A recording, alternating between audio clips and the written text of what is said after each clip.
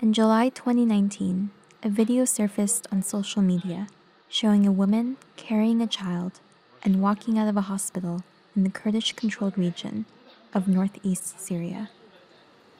Officials said they had been brought from a nearby camp where they were being held with other family members of Islamic State fighters. But in the hospital bathroom, the woman changed clothes. She walked out with the child, slipping past her guards unnoticed. A motorcycle for the pair waited at the entrance. They rode off and disappeared. The hospital kept what she left behind: a toy truck, a child's backpack, and some clothing. The escape illustrates the enormous security challenge facing the Syrian Kurds. The United States and its Kurdish allies defeated the Islamic State's territorial caliphate in March, but the Kurds have since found in their charge some 90,000 Islamic State fighters and family members with little outside support. The vast majority of these families are being held in an overcrowded displacement camp adjacent to al-Hol, a former Islamic State stronghold. Signs of the group are still present in the town, from trenches dug by the Islamic State. White paint covering the black flag. And ISIS graffiti.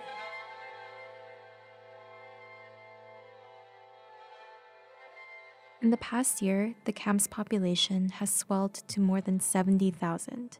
The vast majority are children.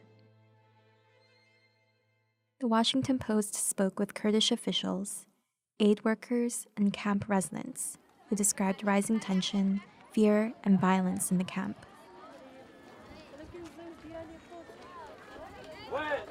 Kurdish guards have been stabbed with kitchen knives. Camp authorities and residents said ISIS loyalists are terrorizing women seen as impious.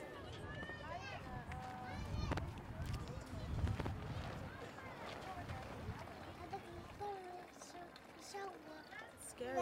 Are you scared of other sisters? I'm scared. I am scared. I am so scared. Like, it's not normal. Foreign women, who the guards consider to be more radical, are kept in a separate section from the Syrians and the Iraqis. Medical documents obtained by the Post provided details on the deaths of 2 foreign women.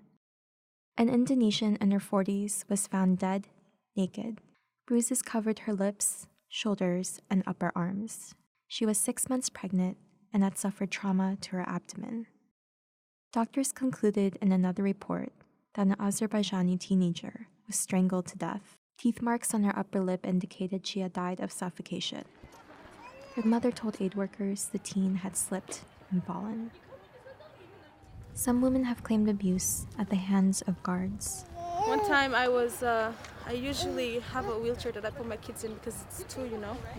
And I was walking and I don't know when one was talking to me. And then, she was very rude, you know. And then I matched her tone with her rudeness. And then she pushed on my wheelchair with my kids. And then I said, don't do it. And I got very angry because they're children. And then she pointed the gun at them. She says to me like, Daesh, what? We're responsible for what we do with the children. Like, why would you put a gun in his head? Conditions inside the camp are dire, especially for children. From December 2018 to July 2019, nearly 300 children under the age of 5 died, many from severe malnutrition. A cemetery sits just outside the camp. Small graves are marked with bricks and stones.